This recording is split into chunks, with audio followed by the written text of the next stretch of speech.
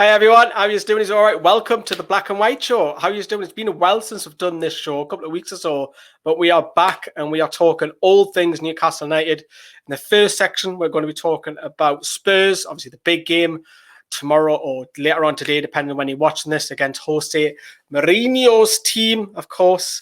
And then later on, second part of the show, we're talking all about the last 7 days with Newcastle United. There's always things happening off the pitch as well as on the pitch, isn't there, with the tune. So I'll be joined by one or two other guests a little bit later. But as you can tell, I'm on my Todd. Where is everyone? They're either at work, under the thumb, or playing happy families. Let us know what you lot think in the comments. Who is who? But you've got me for a little bit, and we've also got Karl chatting to Ben, who's a Spurs fan from We Are Tottenham TV, the Spurs lads who we're always on their channel and they're always on ours as well. So let's kick on with today's show for you, everybody. But we've got a little sponsor for you. Take a look at this. Lee, your beard looks a terrible mess. I know, I'm sick of buying overpriced blades that don't even do the job, or even cheap ones which rip your skin off your face. Well, let me introduce you to Harry's. Jeff and Andy were tired of overpaying for over-designed razors, and they weren't alone. Their answer? Start Harry's. They raised the funds they needed to buy a factory in Germany, and the rest is history. They now help millions of men shave each day in a premium, hassle-free way. Tell me more, please. They've redesigned their blades for 2020, and they're now a 5-blade cartridge. Engineered in Germany using high-quality Swedish steel. It's got a flex hinge that follows the contours of your face, a lubricating strip for a comfortable close shave, and a precision blade to help access those hard-to-reach places. And they work out at just £1.75 each. And they give 1% of their global sales to non-profit organisations that provide mental care to men in need. So not only are you buying high-quality blades, money is also being passed over to non-profitable organisations. That is fantastic. Harry sent me their trial set, which is available now. It includes a weighted handle, a 5-blade razor, foaming shave gel, and a travel cover to protect your blades when you're on the move. This sounds expensive. How much is this costing me? Start your subscription with the trial set for just £3.95 at harrys.com/NFTV, and they'll even throw in a free shower gel. There's a link in the description, or head over now to harrys.com/NFTV. I think I need a Harry's, don't you? I definitely need to get myself one of those Harry's. Check out the link in the description for Harry's, where you can pick up your free set, and all you pay is delivery of £3.95. Have a go of it. If you need a shave like me, Harry's is the place to be. Check the link for all of that. So thank you very much for Harry's. Let's move on then to all about tonight's show. And we're going to be dissecting Spurs and, of course, Newcastle's fixture. Can we get anything from the game? It's a tough ask. We did it last year. Remember Joe Litton? Yes, Joe Litton got the winner. But Karl has been speaking to Ben all about Spurs. And the first clip we're going to show you is what type of game are we going to have against Spurs. You're watching The Black and White Show with Newcastle Fans TV. Well, I'll tell you the truth. I think it's always a difficult game. It's always a tightly contested game when we play you lot. You look back to the game at St James's Park, you know, you probably had most of the ball, but we kind of did you on the counter-attack, but it was still a closely fought, contested game. The game before that at the Tottenham Stadium, you beat us fair and square. So I think it's always a tough game when we play you lot. It's never a given, that's for sure. So I think it's you literally. I think you're one of our bogey teams, literally. So I think it's going to be a tough game. I think we might just nick it, but there's always going to be some tired legs there from the Europa League. So I'm not overly confident for this one. I'm really not. But I think it's going to be I don't know about a good game of football, but definitely closely contested. Broadcasting live across YouTube and across Newcastle Fans TV's social media, this is The Black and White Show. Thank you very much, Karl. Yeah, Ben was saying there that they're not very happy.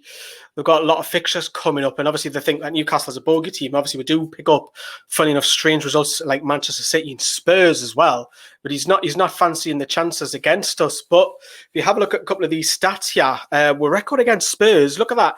Further down the midway down, Newcastle have won a joint club record 22 Premier League games against Spurs. So we do have a good Premier League record against them. Obviously, Spurs have won 5 of the last 6 meetings with us, including we lost our home game at the back end of last season, if you remember, when all the obviously COVID hit us as well. But we only need to score 1 goal to get 200 top flight goals against Spurs. And when you look at them stats, I think, yeah, Newcastle have got a chance, but Spurs, I mean, Son last week was absolutely on fire, wasn't he? And so was Harry Kane.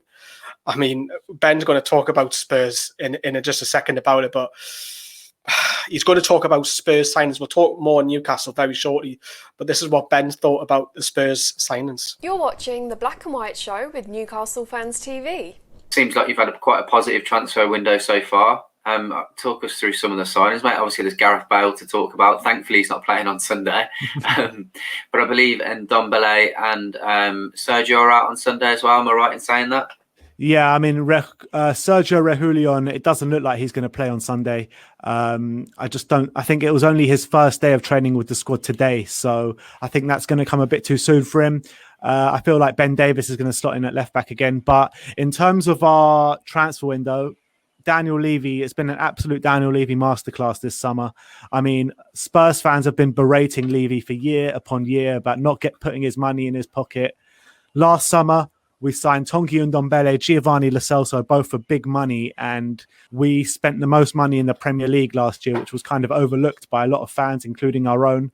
This summer, it's quite clear what Spurs needed investment this summer. Obviously brought in Gareth Bale, which was the main talking point. I know Newcastle fans were getting quite excited. You thought Gareth Bale was going to go to Newcastle, Apparently, yeah. Pochettino and the rest of them, but that didn't quite materialise. But I'm ecstatic to have Gareth Bale back at Tottenham. You know, it's something Spurs fans have been dreaming of for the last 7 years since he's left. Complete fans' favourite. The whole fan base are completely in love with the guy. So, I mean, to have him back is amazing, but it's just a question of when we're going to get him back on that pitch. Nobody knows just yet. But in terms of the other signings, Matt Doherty, you know, he's been one of the leading right backs in the Premier League for the past 2 years at Wolves.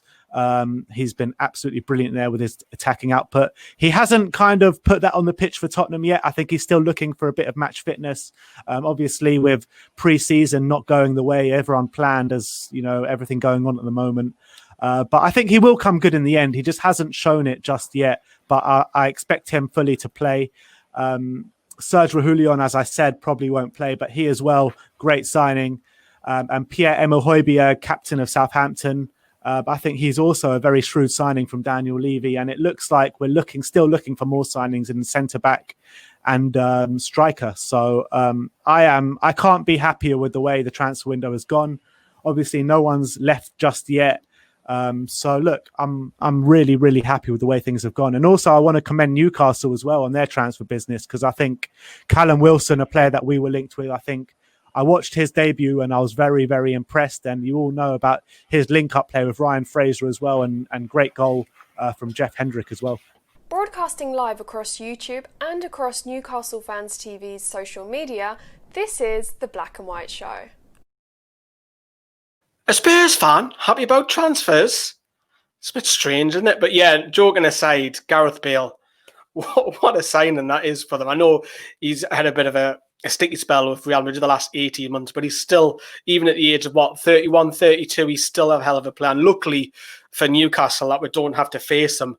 But yeah, the Spurs lads, Ben and Si, are very happy with their signings. Of course, we've done a video on We Are Tottenham TV as well, but fantastic piece of business. Yes, it's probably cost them quite a fortune in terms of wages, but yes, Gareth Bale will be the star.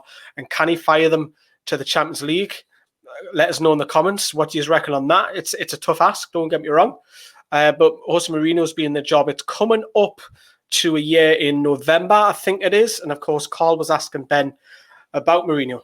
You're watching the Black and White Show with Newcastle Fans TV. One thing I was going to ask is, obviously things have been very different since Pochettino's left. Jose Mourinho came in. I'm sure quite a few Spurs fans were happy about that initially, and then maybe dropped off a little bit.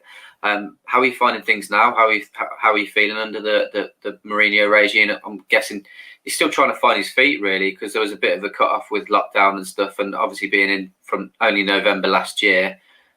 What are your thoughts, mate? You happy with how things are going at the moment from what you've been able to see? I mean, It's a difficult one because obviously Pochettino was widely adored by the Spurs fans. I mean, you couldn't get a manager that was more loved by Pochettino at Tottenham, and it was a time for him to go, but a lot of Spurs fans, including myself, probably didn't accept that and probably didn't want him to go when he was sacked, even though it was probably a natural end. Jose Mourinho coming in, Jose and the Spurs fan base never saw eye to eye. I mean, we never liked him, never. Obviously, he's a manager with a brilliant track record, one of the most successful managers in football at the moment. When he first joined Spurs, my brother was really liked the appointment, but I didn't agree with me. And I was like, come on, Jose Mourinho, he's not a Tottenham manager. Having thought about it more and seeing what he's about, I mean, I'm completely on the Jose bandwagon at the moment. I'm loving it's hard to say I'm loving what's going on at the moment because Jose Mourinho, he's had massive strokes of bad luck ever since he joined Tottenham. He joined us, everyone was injured. Harry Kane, Heung-min Son, Moussa Sissoko, Hugo Lloris. I mean, even more than that, he has really been bad luck. And then, he had the whole lockdown thing, didn't play football for a while. Then no fans, playing behind closed doors. I mean, he's had one thing after the next, Jose Mourinho at Tottenham.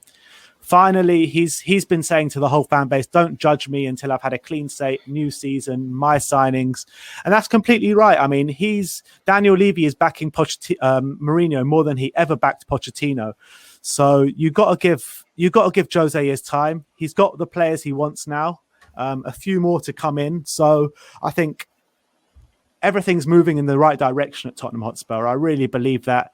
And I think if you give Jose Mourinho the players he wants, I think good things are going to come. And, he's won stuff everywhere he's gone.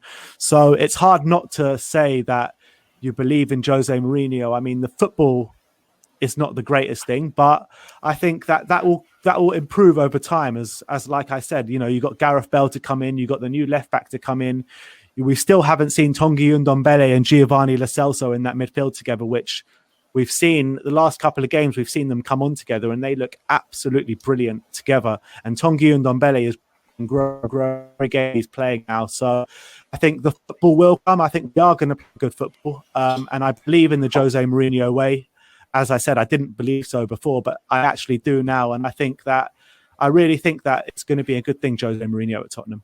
Broadcasting live across YouTube and across Newcastle Fans TV's social media, this is The Black and White Show. Of course, Jose Mourinho always says nice stuff when he comes to St. James's Park. And obviously, as you see, the Bobby Robson statue, as well as the head statue, when he walk in to the players' entrance, he spoke to the statue about it. And he always has nice stuff to say because that's obviously his prodigy, isn't it? To effectively when he came to St. James's Park. And yes, Mourinho got his first league win against us. But yeah, Ben speaking very highly of Mourinho. It'd be interesting how they set up against us as well, isn't it? Against us, is Bruce going to play? We'll talk more about Newcastle very shortly with Ben, but is Bruce going to sit back or is he going to attack Spurs? And of course, if you've seen the documentary All or Nothing, which is something I would seriously recommend, it's a great piece. I'm almost finished it and the lads talk about it here. You're watching The Black and White Show with Newcastle Fans TV. I take it you've watched the All or Nothing series that he's been, obviously Tottenham have been involved with. Has that had a positive effect on how you feel about him as well, seeing him in day-to-day action? Definitely. I think a lot of fans that were not on the Jose bandwagon definitely are now. They can see what he's like in the changing room. They can see he's a manager that's not just coming here for a big payday. He's coming here to win stuff. He's coming here to change the mentality of the team, first and foremost. You can see in the All or Nothing documentary how he's bagging into the team. You've got to change your mentality. Nothing in the game can affect you. The things he keeps repeating time and time again. And also, which is interesting that's come out of the documentary, he keeps telling his players to press, quick, move the football quickly, which you haven't seen on the pitch last season, really, which is question marks on the players, to be honest, because if Jose Mourinho is giving them the instructions and they're not following through on the instructions, who's to blame there? But you can see Jose Mourinho is really trying with the players. And, I think All or Nothing, the documentary, has had a real positive impact on him. It was the Jose Mourinho show. It really was. Yeah, it was absolutely, and just touching on that, I think the one specific thing that stuck out for me when you're talking about moving the ball was the incident he had with Dele Alli. I can't remember who you were playing against, and he's saying, you pass this a second quicker, you're in, you probably scoring, blah blah blah, and obviously talking about how lazy he is in training and stuff like that. It was just really fascinating to see. So I can absolutely understand where Spurs fans have completely kind of done a 180 on what they thought about him. Broadcasting live across YouTube and across Newcastle Fans TV's social media, this is The Black and White Show. Thank you very much, Karl. If you want to check out All or Nothing, we can actually get a free trial. The link is in the description for this. Check our link out. You can actually get a free 30-day trial. Blast through it. It's an absolute wonderful piece of documentary, even though if you're a Newcastle fan, I actually really enjoyed it. Nearly finished it. Some quality incidents in there. Danny Rose is a big one. Christian Eriksen's another one. Even Dele Alli when he gets chuffed because he makes baked beans. True story on that. So have a look at that. That's in the link in the description. A fantastic documentary to watch, All or Nothing. But how can you stop Spurs, though? If obviously Son flying, Harry Kane. Ben talks about how you can stop Spurs here, and it's interesting because it's a tactic that Steve Bruce is going to come up with here.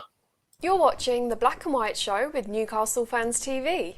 No, I was saying the way I think to stop Spurs is to sit deep, play two banks of four, and really don't give us any space in behind. Because when you got space in behind, Sonny and you saw Kane's delivery against Southampton. I don't know if you saw it, but he was putting in like the most insane balls through to Heung-min Son. Him and Heung-min Son pretty much won that game on their own, pretty much. And if you leave space to Heung-min Son in behind, he can hurt anyone.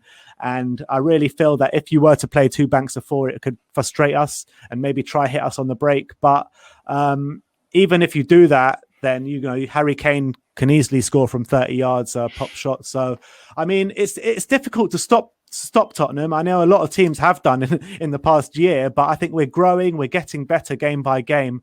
But I think Newcastle and Steve Bruce know full well how to stop Tottenham Hotspur, and they've done it before. So I think just do what you normally do, really. Yeah, I mean, I thought that as well, but he goes out and mimics a tactic that we had the previous week against Brighton, which seems he didn't do any homework, and then we end up getting spanked 3-0. So I don't know what to expect from him anymore. Broadcasting live across YouTube and across Newcastle Fans TV's social media, this is The Black and White Show. Right, then we have talked quite a bit about Spurs tonight, haven't we? Let's take a look at the team news, what's to be expected for tomorrow's game, today's game, whenever you're watching this. For Spurs, you are expecting to see the likes of Matt Doherty, Hugo Lloris, Eric Dyer and Lucas Moura all come back in after they were rested in the Europa League. Newcastle have quite a few injuries there. You can see Alan Saint-Maximin is going to be literally last-minute check on him with his ankle injury, while Clark is out with a thigh problem. Obviously, Jamal Lewis has a major doubt, obviously getting kicked last week, unintentionally probably, but yeah, he's got a closed eye. And still missing, of course, Martin Dubravka, Matty Longstaff, Dwight Gale. However, Fabian Schär and Paul Dummett are close to coming back for Newcastle. So obviously, injuries do affect us, but we've got squad depth. We've got possibly Almiron to come back in. Ryan Fraser might be in for a shout with a start, especially if ASM doesn't make it. We're going to talk more on Newcastle again very shortly, but going back to Karl and Ben, and then we do promise you we are going to talk about the tune, asks about Spurs' ambition. You're watching The Black and White Show with Newcastle Fans TV. You obviously finished 6th last season, 4th the season before. What are you expecting from this season with the signings you've made? And obviously you've seen everything we've seen from Jose in the documentary. You're expecting really positive things this year. You think you can step up a level again? Yeah, I mean, I'm really hoping for a trophy. I need to see a trophy at Tottenham this year. It's been since 2008 when we haven't won a trophy. Obviously, we had those 5 years under Pochettino. We were widely regarded as one of the best teams in the Premier League. Obviously, getting to the Champions League final again as well. Sorry, not again. But look, we did well under Pochettino, but he never got us over that line and we never won a trophy. So Jose Mourinho has come in first and foremost to win a trophy for Tottenham Hotspur. We really need one. The club is desperate for it. The fans are desperate for it. So I'll take any trophy. If you give me an option of which trophy I'd prefer to win, it would be the Europa League. I think if we win that Europa League, it's a European trophy, first of all, so European glory is always good, and it's a trophy that Arsenal have never won, so they'll be looking with envy. But look, in terms of our league position, I'm really expecting a top 4 finish this year. I really am. I think we've got a better squad than Man United. I think we've got a better squad than Arsenal. I'm not too sure with Chelsea because they've also made a lot of signings, so it remains to be seen kind of where we stack up against them. But I'm really expecting top 4 this year. If we don't get top 4, then we have to win the Europa League. We have to. There's no two ways about it. Broadcasting live across YouTube and across Newcastle Fans TV's social media, this is The Black and White Show. Right, I don't know about you lot, but I'm sick of hearing about Spurs. Let's talk about the tune. Let's talk more about the tune. So, I want to ask you lot who are watching, who deserves to start? Because obviously we thumped Morecambe 7-0 in midweek, and these lads put in a great performance. You had Miguel Almiron on. For me, he has to start. He's got to start, Miggy. The last 3 games, I mean, what more has the lad got to do? But the question is, Joe Litton's just bagged 2 goals midweek. Will Bruce spring a surprise and go with him and Wilson? But then again, if you put Joe Litton back on the bench, what does that do for his confidence after just scoring 2 goals? Jacob Murphy's probably red-hot favourite to start, I would think, ahead of Fraser, in my opinion, because he was absolutely brilliant in midweek. So even if ESM is fit, you might have ESM, Miggy, and possibly even Jacob Murphy starting if we are playing 3 behind the 1 striker. But if it's 4-4-2, Murphy can quite easily go into right midfield. But I don't think Fraser will start. Obviously, what Bruce was saying in his press conference as well, it's likely that he's going to come off the bench, probably be given half an hour or so. But it'll be interesting how we set up. And I think for us, for the tune, I think we're going to probably play more of a counter. We're expecting Spurs to have a lot of the ball. Obviously, last season, as I say already early on the show, it was literally 10 men behind the ball, and we got a break and we scored from it, defended like beavers, as Chris Kamara would say. We've got Liam, who's joining the second part of the show very, very shortly. But we're going to get a prediction off Ben, and then we'll start to move on to the second section. Obviously, Ben, is he biased? No, he's a Spurs fan. You're watching The Black and White Show with Newcastle Fans TV. What are you looking at score-wise? I went on my channel. We did a predicted lineup. I went 2-1 to Spurs in a very tight game. I think if Spurs are to get the early goal, I think we can win this convincingly. But the longer it goes on 0-0, the longer it goes on a draw, I think the more chances Newcastle will have to nick something out of the game. Yeah, well, I think quite a few Newcastle fans will probably take 2-1, to be honest, to yourselves. We've got to, we're usually quite good at the back. I don't know what happened last week. Hopefully we can get back to our normal ways. Yes, as it has been with you, some of our football isn't the prettiest, but it got us results at the end of the day. So I think we need to do exactly that, as you've said yourself. I personally will, I don't think we're going to get a result against you. But then I wouldn't be surprised if we did. But yeah, Ben's saying 2-1. What are you guys thinking? Drop your comments below.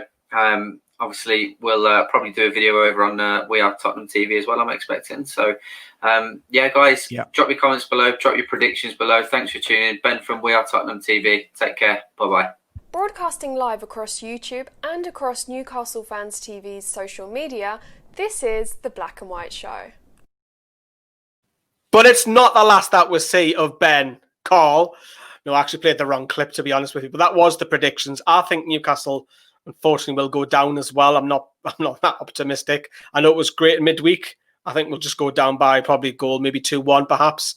But get on the Flick app if you want to join in the predictions and see where you are. Because I have been top all month and nobody has knocked me off my crown yet on the Flick app. But before we have a break and move on to the second section, who are the players that Ben likes from Newcastle? You're watching The Black and White Show with Newcastle Fans TV. In terms of Newcastle, is there anything that you're worried about from Newcastle on Sunday, other than us sitting back and putting 10 men behind the ball? Anything going forward that you're worried about from the Newcastle 11? Yeah, I'm not sure if saint-maximin is fit or not, but I'm always wary of him. He's just come out and said he's not going to be. He's probably not going to be, unfortunately. Okay. So I'm always wary of him. I rate him as a player big time. And I thought he played really well in the game at St. James at the back end of last season. But apart from that, I'm a massive, massive fan of Callum Wilson. I really am. And I think he can hurt anyone. You saw on his debut, obviously scoring the goal, could have got more goals than that. I think if you were to hit us on the break with Callum Wilson and Ryan Fraser, I mean, they're very dangerous players as they showed at Bournemouth. I think anyone that had Ryan Fraser and Callum Wilson in their FPL teams that year got many, many points. So, I mean, they're very, very good signings for Newcastle. So, look, those two players I'm very, very wary of. Broadcasting live across YouTube and across Newcastle Fans TV's social media, this is The Black and White Show. Yeah, if it's not Alan saint-maximin, everyone's going to say, I've got the funny feeling every visiting fan that comes on the channel is going to say Fraser, or they're going to say Callum Wilson. Some people might say Miggy, but we'll see on that. So thank you very much for Ben. We've done a preview over and We Are Tottenham TV. We might grab them after the full-time result. But we're going to take a quick ad break, so go and get yourselves a cuppa, whatever you need to do. We'll be back with Liam. We're going to take a look back at all the 7 days news regarding Newcastle. We'll be back in a minute or two. You're watching The Black and White Show with Newcastle Fans TV. So that was fantastic. And we are going to be bringing you a few sponsors. And the first one that we're talking about today is 3 Retro. I've got Owen with me, and I've also got Sam with me. Owen, have you ever purchased something from 3 Retro? Yeah, I've purchased from 3 Retro before. Their shirt quality is absolutely amazing. You'll find a range of shirts on there. Old shirts from the 90s, and even older than that, you can find ones from the 70s on there as well. Good quality shirts. I have to agree, and the delivery is actually really quick considering we've just came in and out of a pandemic as well. I'm currently wearing mine's from the 93-94 season. Feels nice. You can get loads of different sizes. You can get medium, you can get extra large. It goes all the way up. And the great thing about 3 Retro, Sam, is that they deliver worldwide as well. Isn't it just? I myself plumped for the 1995 brown ale one, the one and only, after my lovely mother donated mine to a charity shop some years ago. I needed to replace it. They're extortionate on eBay. So 3 Retro, very reasonably priced, quick delivery, absolutely seamless. And it was only £30 for that shirt, which is an absolute bargain. If you spend over £50, you get free delivery as well, which is absolutely fantastic. And now more and more shirts, Owen, more retro shirts in particular, are becoming more and more popular.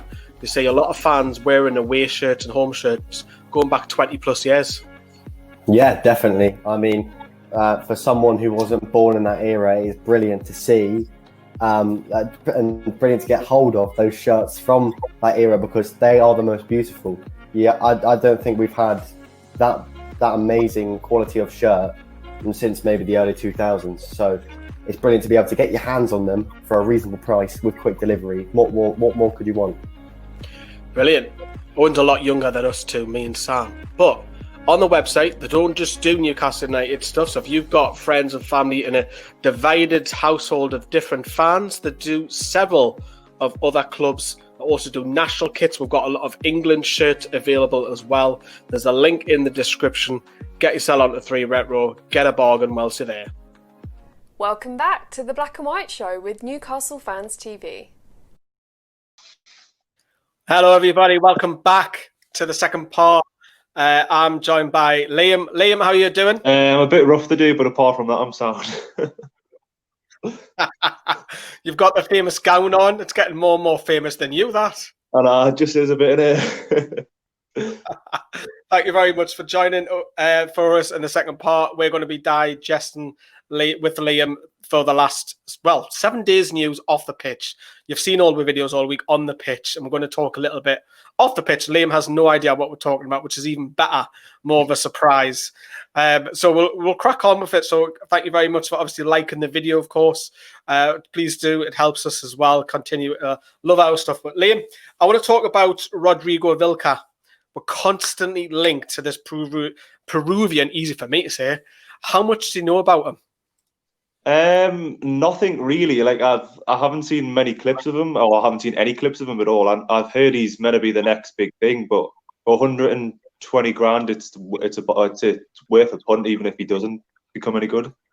Yeah, he's played because their league system's different to ours. He's played 12, scored 3, so it's 1 and 4 from attacking midfielder, which is about right. 21-year-old. Obviously, Nobby Solano's spoke on the Chronicle the other day, and he spoke very, very highly of him. But didn't expect him to perhaps get in the first team straight away. So is this one where he goes with the under-23s for a year or so?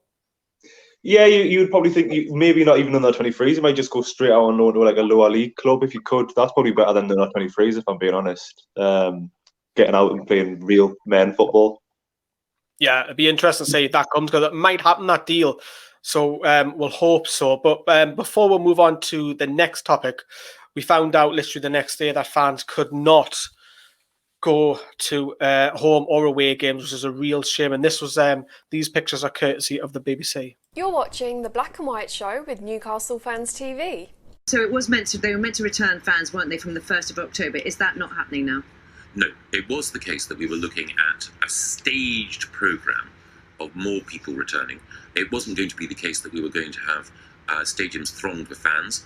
We're looking at how we can, for the moment, pause that programme.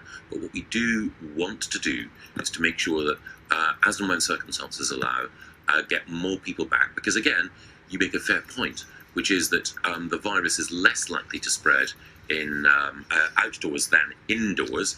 But again, it's in the nature of major sporting events that there's a lot of mingling. People look back now at the beginning of the pandemic, and of course look at some of the major sporting events then, and ask the question, why were they allowed to go ahead? Well, one of the things that we must do now, whatever the wisdom of decisions made then, is to look at sporting events now with caution. But of course, we also recognise that sport's a vital part of the life of this nation, and we're looking at everything that we can do in order to support our athletes, our great clubs, through what will be a challenging time. Welcome back to the Black and White Show with Newcastle Fans TV. Liam, what's your thoughts not being able to go back until I think March now? I get it. I understand why the government's done it. It's not just about being at the stadium. I think they've thought about like how people would get home. So like if it's 10% capacity, that's like 5,000 fans.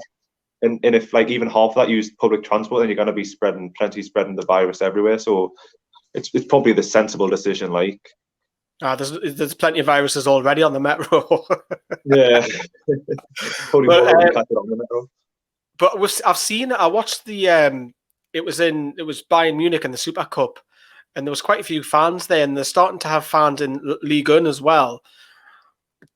I know this test event obviously happened. Chelsea played Brighton in a friendly just before the season started. I think it was meant to happen this weekend as well, wasn't it?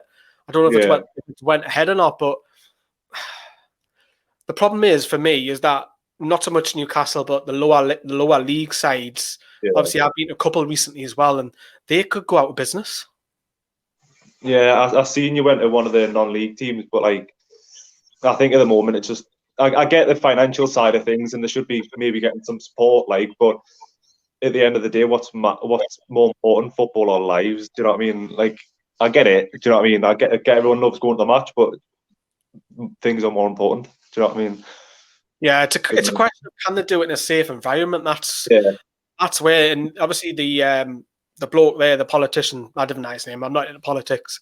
He was saying that people mingle. I know what he means by that. There's bars open, and there's three blokes standing next to each other chatting and all that. That kind of happened. So could you see if there was? It's difficult for Newcastle because we're in a city centre and there's bars everywhere. So you kind of close bars off to do that. But if you were like quite remotely, say it's Brighton's ground, that's quite far out. You might have all the surrounding pubs closed for that day or something. I don't know how it's going to work. It's difficult, but it's killing me. I don't know how you feel, Liam. It's killing me not going. I haven't been since it was Southampton away. That was my last game. And some people are going even further back than that. And it's killing me. It's probably going to be March, isn't it? I think my last game was New Year's Day. I can't remember what it was. Was it Everton? I think we played New Year's Day, was it? And it was terrible. And it was terrible, and it was freezing. It cost us 30 quid to get home from Newcastle, so I wasn't the best pleased. Like, but yeah, it's a tricky one. It's like, what do you do? Because people are going to go to the bars and are going to like mingle with people, but you can't stop it really. If you can get into a bar, you're gonna go into the bar. You would rather pay like £3 and outside than a £5 in the stadium. Do you know what I mean? Yeah. The only thing that they could do is make sure that when people are in bars, that the bar staff are making sure like this, people are socially distanced and wearing masks when they need to wear a mask. It is a tough one. And obviously, speaking of COVID as well, it's alleged that Newcastle as well, Liam, reportedly didn't follow the trend of the Premier League for COVID testing against Morecambe, which is a bit of an eye-opening one.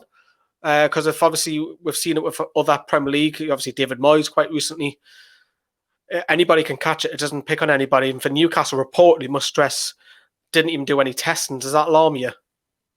That's just Newcastle all over. I think, to be honest, like they refuse to do the testing, I think, or refuse to pay for Morecambe's testing. I think it's just Newcastle.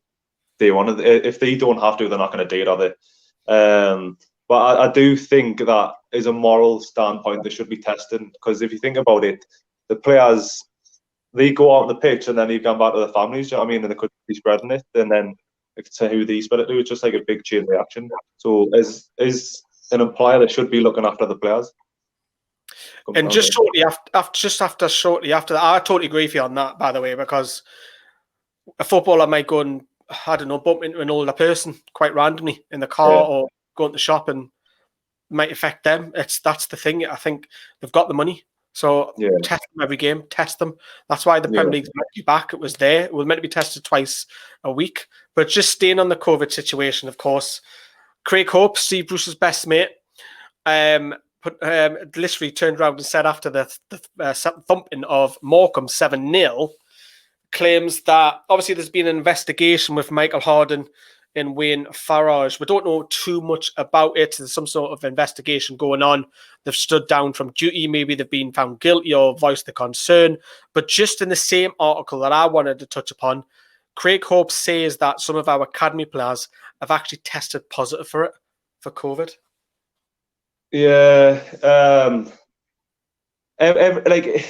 it's a hard one, because they might be following the rules, but if you can catch it in the shops, do you know what I mean? Like, I think they potentially should be getting tested every couple of days or every once a week at least, because if you think about it, that, like, especially if they're in the same area as the first team, that could like completely wipe the first team out. Well, he says that the academies have not been brought up, so the likes of Jack Young was obviously training with the first team the back end of last season. Tom Allen was, Dan Barley's obviously Dan's now part of the first team, but they've just literally separated them. And it's a case of, well, wait a minute, if this story is true by Craig Hope, that we've got infected COVID-19 cases, and then our first team is going to play Morecambe and not getting tested. I mean, what's that all about? That's just Newcastle. That's just life of being a Newcastle player. Like, do you know what I mean? I don't think they'll get any treatment off anybody. There's total treatment off any other club, but it's just Newcastle all over, isn't it? It's just bad crack. Shall we get off COVID? Because it's getting a bit boring now, isn't it? It's been about 6 to 9 months of boring COVID crack. Do you know what I mean? So let's move off. Let's talk quickly about the under-23s. 2 results this week. Obviously, they got battered against Shrewsbury. Now, we must stress it's an under-21 selected side against Shrewsbury's first team in the EFL Trophy, going down 3-0. Look, it's one of them. It's just to try and get the lads experience, though, isn't it? A lame against first team footballers. Yeah, it's going to happen from time to time when you play like people that have been in the professional game for a long time and club like players that know how to play football. You're gonna get results where your younger team doesn't do as well against the older teams. It's more about experience, isn't it? Yeah, but it's experience. They'll learn from it. Well, hopefully learn from it. They'll learn how to like be more experienced with the ball, keep the ball better, and maybe not make the same mistakes they did in that match. Sorry. Yeah, well, it's their biggest games of the season, isn't it? Unless they play Sunderland under 23, you can get their first team, ironically, because it is League One teams. But just a few days later, we came out with a good. This was on Friday, a fantastic away win at Burnley. Newcastle 4 points from 2 games in the league, so it's a good start. Stan Flaherty, who's a new signing from Arsenal, got a couple, and Ludwig Francelet, who was selected as captain, because obviously Owen Bailey, North Shields lad, Liam, didn't get selected, but a good 3-1. It'd be nice to see them in the 23s promoted, because since we've been covering them in 5 years, they've never gotten the top division. Yeah, I think they had that spell when Sorensen was banging them in, that they were in the first, and then I think they lost 2 finals that season. I think, didn't they? They lost like the FA Cup and then, or whatever it was, and then they lost the playoff final. But The thing is, though, you want your youth team challenging us like at the highest level, because then it's probably that you've got the better players in the academy. Yeah, and do you know much about the under-23s personally yourself? I do, because on Twitter I've got them notifications that pops up on my phone, so I do try and keep in touch with them, because I think that's what was he called, Flackley? I think he was from Arsenal. Yeah, I think he scored a free kick on Friday, so if he's doing that, he might be worth. He could be a decent player, but we'll just wait and see. When did they actually sign him? I think we had him on trial earlier on this year, actually. And he was hanging around, and I think it was made official a few months later after COVID. So, yeah, we'll see how he gets on. But us two Geordies... How old is he? I think he's 20-year-old, isn't he? Attacking midfielder. But I think as us two Geordies, we want to see local lads come through. So we've seen, obviously, the two long staffs from your neck of the woods, and he's 29 and all of that. Obviously, Dan Barlaser from my neck of the woods. Come on, Dan! Come on!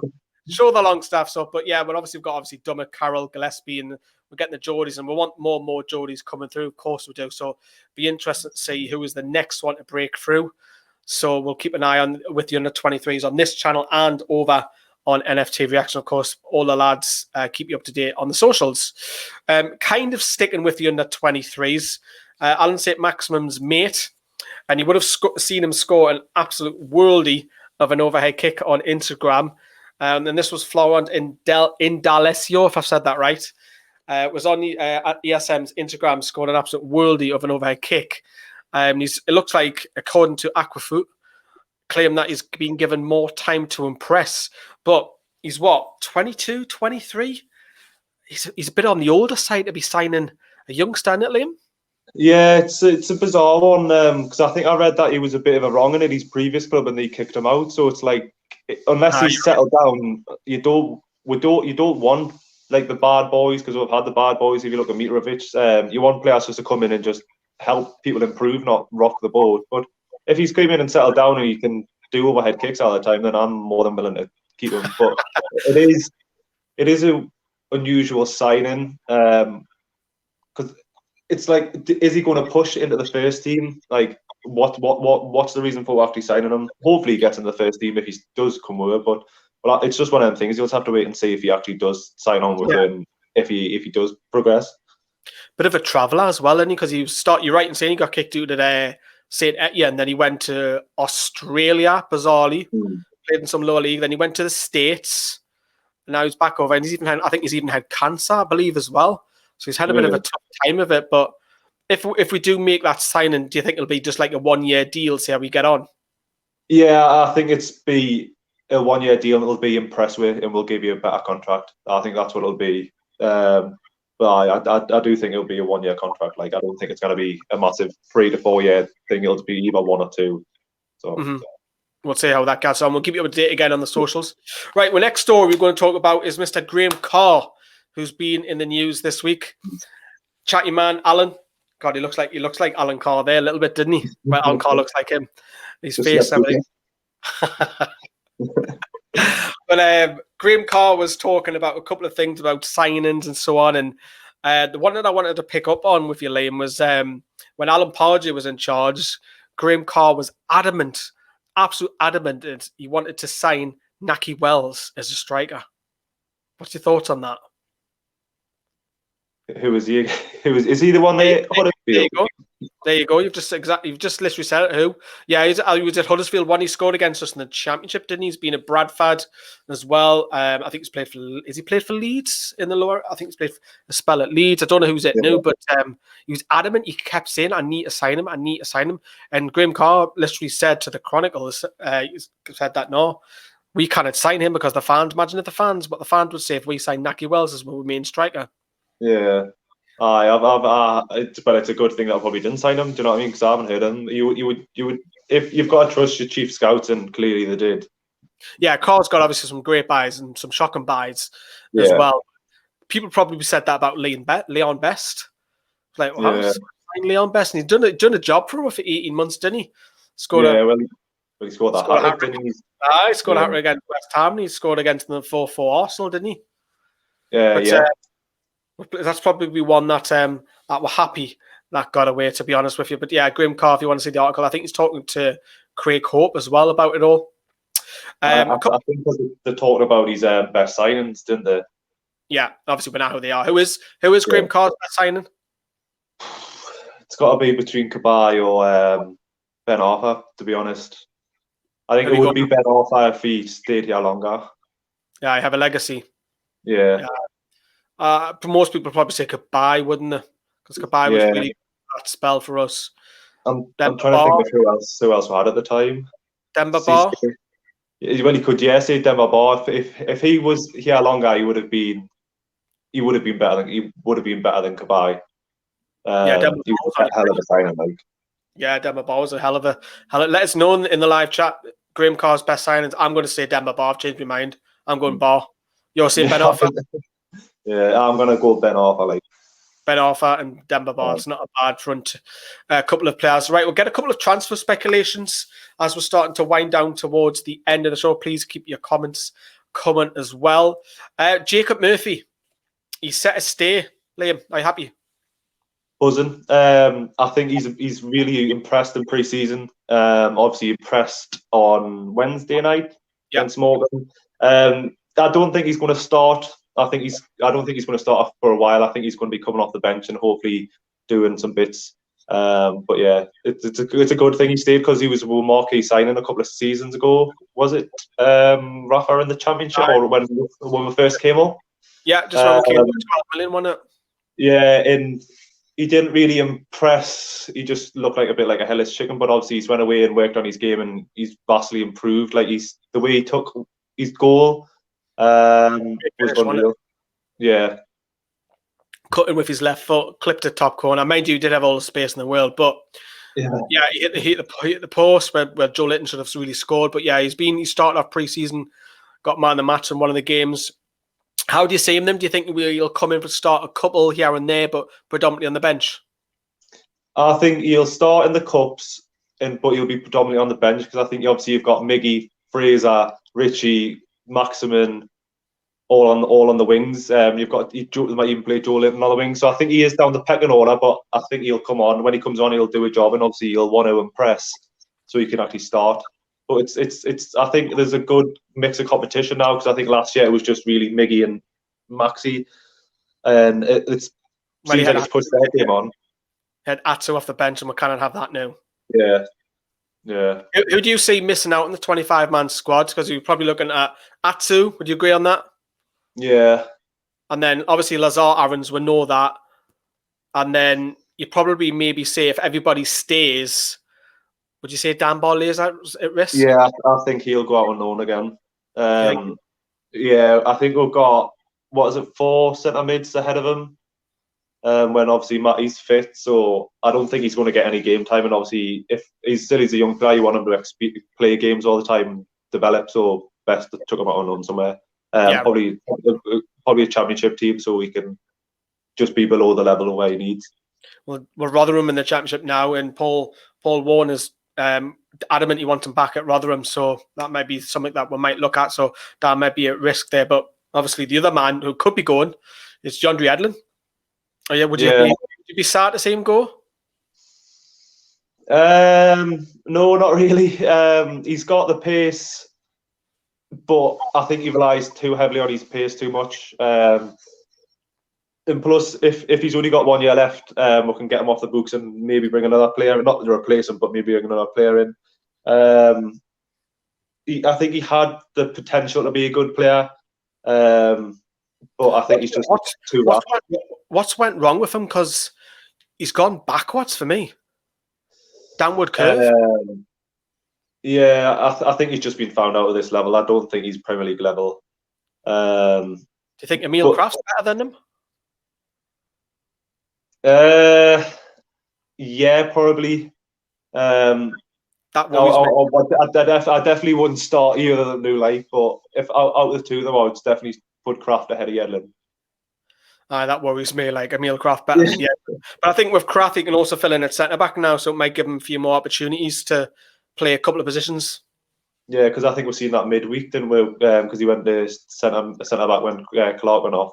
So I think it's going to be hopefully his breakout season for Kraft, because obviously he had a run in the team and he was poor, wasn't he? And then last season. Yeah, then he didn't play for a while. So players take time to adjust, and obviously as a defender with wingers flying, it's gonna take a while. So hopefully he can kick on this season. Like, yeah, we'll see with DeAndre Edlin, because first game the championship was good, and the first bits and starts of the first season back in the Premier League, and ever since then, man, he's been caught out several of times. And his pace is great, and his pace does help him out recovery, but his defensive capabilities. But going forward, he can't cross the ball, man. He gets into all the right positions, and then he just doesn't do anything. Do you know what I mean? So when you look at modern fullbacks, they're your wingers nowadays, because they're all tucking in the midfielders, and your fullbacks bombing on. And when you've got a fullback who can't cross the ball, and then you've got big Andy Carroll in the box and Joe Linton, you're in trouble if you even get the ball on the head. I mean, Joe Linton's another story for another day. And the last piece of news before we talk briefly about your predictions and stuff at West Ham is about the women's team. How much do you know about the women's? I follow them, but not really a lot. Like, if I do follow them on Twitter and I read the stuff, but I don't read too much into it. Not because I don't, but I just haven't. Just doesn't bother us. Do you know what I mean? Yeah. So, but I think their season's starting up again, isn't it? Shortly. Yeah, it was meant to be playing tomorrow, but they've been postponed. The reason why I brought it up, because quite an ambitious statement by Becky Langley said that she wants to go and win the league. And the women's team have struggled the last couple of seasons, finishing in the mid-table. So to go and win the league, obviously we're not in the Premier Division. We're in the lower division, the next one down. So to try and win promotion. But I keep seeing this over year after year. And obviously we cover the women's on our socials, Facebook, Twitter, and on NFTV Extra. There's just no money there, Liam, is there? They didn't care. I think it's... I think with Ashley in charge, he's not going to pay stuff out where he doesn't have to pay it out. Like, I think if you look at all the other bigger teams, they're helping the women's game, but I don't think Newcastle ever will under Ashley. I would love to see put some money into the club and make Newcastle a WSL league, a women's Super League team, because Durham have got one. Did you know that? No. Durham came, I think, was third in the second tier last season. And it's like, well, if Durham have got one, why can't Newcastle have one? Sunderland used to have one. Obviously, they went part-time. There's a lot of female North East footballers. Like Lucy Bronze, third best player in the world, comes from Alnwick. And then you've got like Steph Houghton and Jill Scott, and obviously we've got Demi on the left back, who's from South Shields. But that is your news wrap up. I'm going to ask Liam a couple of questions about obviously the game coming up with Spurs as well. Did I say West Ham earlier on? I did, didn't I? Yeah, you did. I was thinking. I was like, I just remember thinking, I want to say West Ham earlier on. I forgot West Ham. That was a couple of weeks ago, mate. I'm still behind. Right, Spurs. What's happening tomorrow then? I think we're going to get beat. I think Kane and Son are going to be on fire. Is that too much? Just those two alone? Just them two alone them two alone, like a 2-minute spell, could tear her apart. I think, how many did Son get? 4 last week. So he's going to be on fire. So every week. Every week. I think if we score first, we'll sit back. If Tottenham score first and it's early on, I think they could absolutely hammer it. How are we going to set up? Do you think it'll be, because last season we just parked the bus and we nicked 3 points? Are we going to be a little bit more adventurous with the players we've got, especially in the attacking third? Yeah, because I don't think Lloris is a very good goalkeeper. So I think the more chances you get at him, the more chances he's going to make a mistake. I don't think we'll be more adventurous. I still think we'll set up quite defensively, because I think I put the team on Facebook, and I took Maxi out of the team just because I know how he can't defend really. He can, but you want him more playing against the teams where he doesn't have to defend. So that's why I put Fraser and Miggy on, because they'll probably will track back a bit more. And what do you make of the signing of Gareth Bale? And obviously he's not fit to play against her, but will Spurs get in the top 4 because of him? Yes, I think Bale transformed that team. Really? Yeah. You've got Bale, Son and Kane. I mean, oh, Christ. Dele Alli as well. Dele Alli's hit and miss. I rate Lucas Moura more than Dele Alli. I think Lucas Moura's got more in him. Do you think if you compared Bale, what do you want? Honestly, it's every week. If you compare Bale, Kane, and Son, is that up there with Liverpool's front three? Potentially, yeah. I think if you get Bale as what he was at Madrid, I think they could even be pushing on, maybe even challenge the title in the next couple of seasons. Wow, it's a big statement that, man. They need a trophy though, don't they?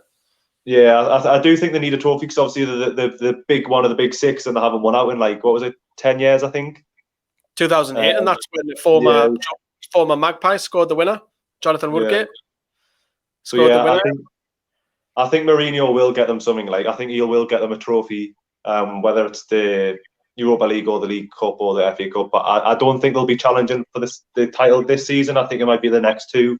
I think it's like going through a transformation. Obviously, they lost. What was his name? The kid that went into Milan, Ericsson. Yeah, I've been watching the documentary. It's kind of good, actually. Yeah, obviously he went to Milan, so obviously they lost probably the most creative player. And I think Bale's just going to smash it out of the park for them. I think it'll be scary seeing Gareth Bale, like the end product of Gareth Bale. Obviously, he's been at Madrid and hardly playing, and I think he'll tear the defenses apart. Yeah, it's going to be a tough ask when Bale is fit. Let's quickly run through some sponsors before we wrap up. We talked about 3 retro on the ad break. That's where you can get all of the retro. I've just ordered a couple more with it being my birthday weekend. So you might see me donning them in the next couple of days or so. And BR52. You ordered BR52, didn't you? Yeah, they're still in my fridge at the moment. Some of them. Have you tasted any yet? Yeah, I tasted. I think it was the bottles I had. They were quite nice. Like, I think I'm just saving the cans for a special occasion because I think you didn't want to just be drinking them for drinking sake. You want to drink them to enjoy them. So, what special occasion is that? Because we're not having a takeover. It'll just be anything, just a win in Newcastle or a better performance. Do you know what I mean? Yeah, and they've got a theme every month, and it's obviously German beer for Oktoberfest coming as well. So if you just want to check out the BR52, or if you want a free cat, you can have a free cat. That can be in the description below as well. We've also got the Flick app as well, where you can get all the community. Newcastle community numbers are growing now, which is fantastic. All the in-game stats, events, polls, quizzes. The lads are not very good at the quizzes, mind, and the struggle on them. Liam's shocking at it. Daily team news, you can get it on the App Store, Google. That is free, of course, as well, and there's Amazon as well. If you want to get all the latest Newcastle shirts, we don't have anything Sports Direct related. Yes, I might have the Newcastle United logo badge. Of course, they'll take royalty, but at least Sports Direct will not get a penny of that. That is the Amazon store from anything you need to decorate or maybe treat yourself once in a while. That is a wrap then. So, Liam, thank you very much for coming on. Enjoyed it? It's been class, like. But yeah, I was just going to say one more thing. I think it's funny that Spurs have replaced Bale with Bale. Like, I think they've been trying to find a replacement for like 7 years and they've brought him back. So, mind you, I rate Son. I really, really rate Son. I think he could play for right at the top, very top for me. Yeah, I think it's a hell of a player for me. I think I've got a question for you. How long until the Spurs players leave if they don't get a trophy? Well, Ericsson went, didn't he? He got tired of it. Kane's the big one, isn't he? Yeah. Because how long does he hang around? Because he's 26, 27 now? You'll be starting to get... Is he going to be loyal like Shearer is? Has he got his own personal records, or does he want to go and win trophies? Because he's won out yet as a player. Hasn't won out. Whereas Shearer got the Premier League title with Blackburn. Yeah. Is he a Spurs fan? Well, there was a meme going around that he's in an Arsenal shirt as a youngster, but yes, he is Spurs. He is a Spurs lad, yeah. What team do you think you would go to if you left? Oh, I could see him at Real Madrid up front. That's what I was thinking, Real Madrid. Like, I think he would do really well. And an upgrade on Benzema. I know Benzema's had a great season last season, but perfect upgrade. Even Bayern Munich, if Lewandowski ever goes, or Barcelona. Yeah, central striker Barcelona. You can play for the top. Sun's up there for me as well. Yeah. But yeah, that is it. That is a wrap for Black and White Show. Hope you have enjoyed the hour. Thank you very much to Karl earlier on in the first section interviewing Ben. And of course, thanks to Liam for popping on as well with his famous, your gown is getting more famous than my hat, and that is saying something. Thank you very much for watching. Thanks, Liam. Ta-ra, everyone. Bye-bye. Well, see you.